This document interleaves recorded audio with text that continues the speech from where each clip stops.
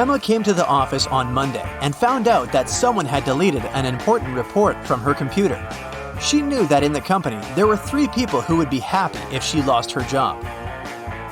Emma loved reading detective novels and even wanted to become a private detective when she was younger.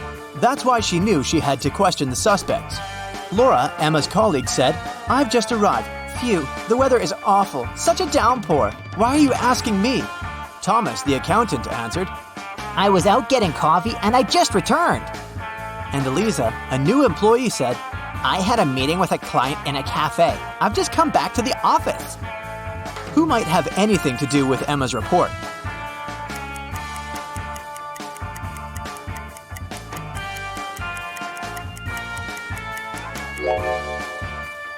Eliza. Pay attention to the suspect's feet. Thomas's and Laura's shoes are wet. They got caught in the rain, but Eliza's high heels are perfectly dry. She must have lied about going out to meet with a client. Emma found this strange. To confirm her suspicions, she decided to watch Eliza, but the very next day, the girl disappeared, along with some very important documents. Emma's boss asked her to help him return the documents.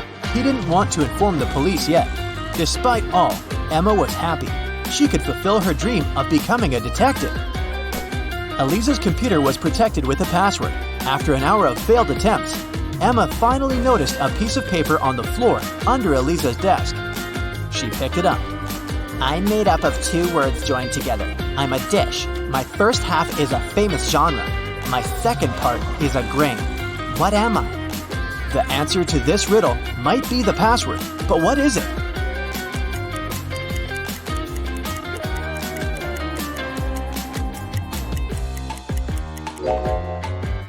Popcorn. Emma managed to start the computer, and soon enough, she found a map with some coordinates. Time for some action. The map led her to a modern building. It was a gym. She entered and asked the receptionist about Eliza, but the woman refused to tell her anything unless she brought a guest pass. Once inside, Emma decided to explore the place. At one point, she entered the showers for ladies. She immediately realized something was off. But what exactly?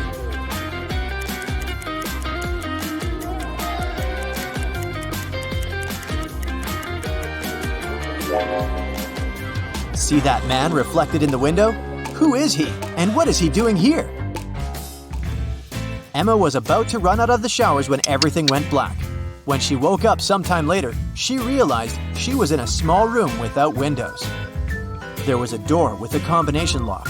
In her hand, she was clutching a note. Spelled forward were those rodents that terrify you. But what you need is spelled backward. You can't touch it, but you can see it at night.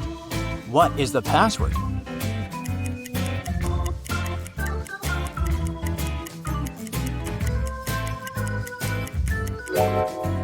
The rodents the note speaks about are rats. Then the word Emma needs is star. The girl managed to open the door. She rushed out of the room but stopped abruptly. She saw a large armchair. A man was sitting in it. It was the man from the showers at the gym. "Here you are," he exclaimed cheerfully. "I admit that at first I wanted to bring your boss down, but I've changed my mind.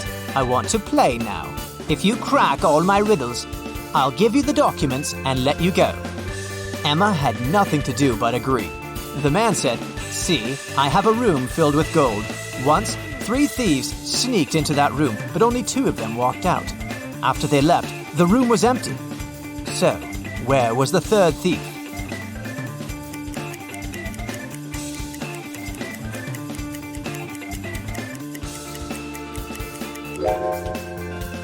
The 3rd criminal was in a wheelchair. He didn't walk. He rolled out of the room. "Good job," the man shouted and pressed some buttons on the armrest of his chair. Emma screamed as she felt herself falling through the floor. It was pitch dark in the basement. Suddenly, a torch on the wall lit up. Emma saw 3 doors. Behind the first door, there was a dense jungle full of dangerous creatures. Behind the second door, there was a gigantic fire-breathing dinosaur whose breath could burn through any kind of material. And behind the third door, there was a lake filled with ice water. The water was so cold it needed just a few seconds to freeze literally anything. Which door should Emma choose?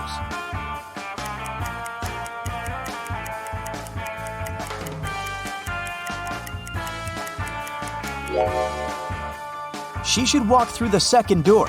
Even if dinosaurs were still around, they wouldn't be able to breathe fire. It was the correct decision. The dino turned out to be a skillfully made statue. But there was just one door leading out of the room, and it was locked too. Ah! Emma was starting to get impatient. Luckily, there was another note with a hint. There were drawings on it: a banana, a sunflower, a rainbow, and an apple. Emma thought for a while, then pressed 4 numbers on the panel near the door. The code was correct, and the door opened. What numbers did the girl press?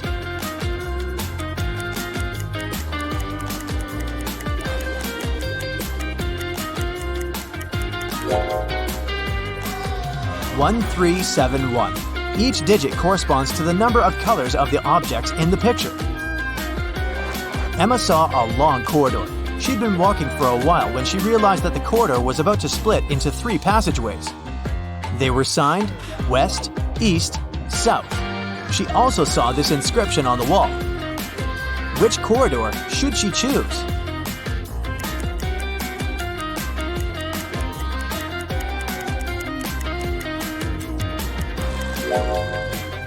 Emma tilted her head and looked at the inscription upside down.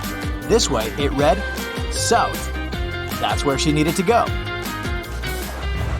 Soon, the girl saw 3 doors on her way. On the floor, there were 3 keys that could open these 3 doors. What is the biggest number of attempts she will need to figure out the key for each door?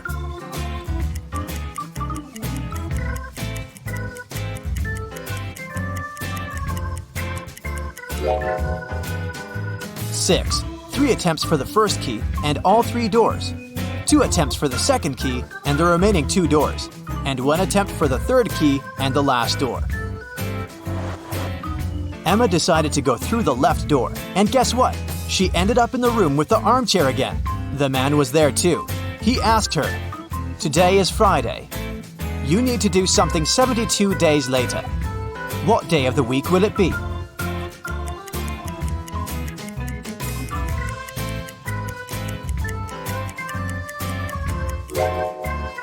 Emma understood it really fast. It would be Sunday. Look, 72 days equals 10 weeks plus 2 days. And 2 days from Friday, that's Sunday. The man was getting irritated. "Well, and how good are you at math? Look at this sequence. What are the next 2 numbers?"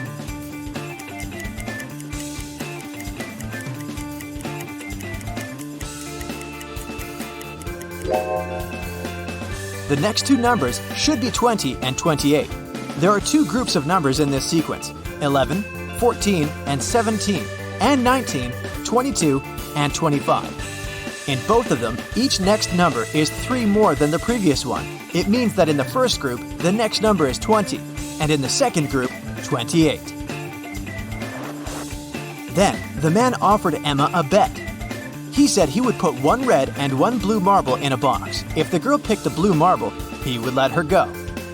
But if she got the red marble, she would have to stay and help him around the house for a year. Emma knew that the man was going to cheat, because why would he take a risk like that? He would probably put 2 red marbles instead of 1 red and 1 blue. But how can she prove it? After thinking for a while, she managed to win the bet. How did she do it?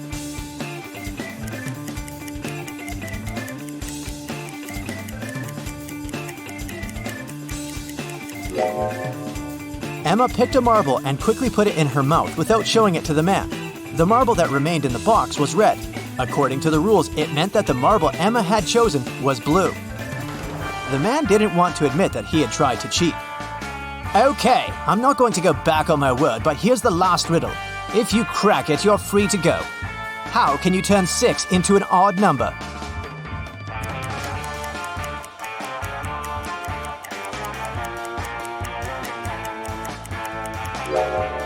Emma didn't need to think much.